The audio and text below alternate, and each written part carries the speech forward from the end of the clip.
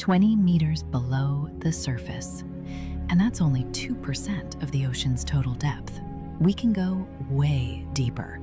And what we find along the way is nothing short of unbelievable.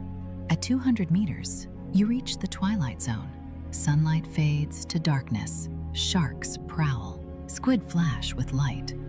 Down here, bioluminescence is survival.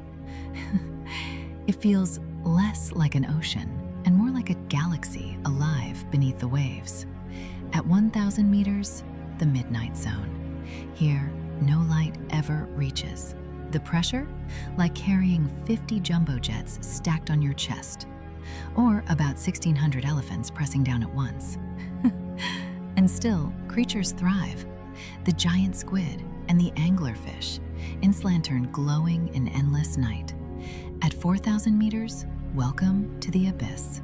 A frozen graveyard of shipwrecks. This is where the Titanic rests, preserved in silence since 1912.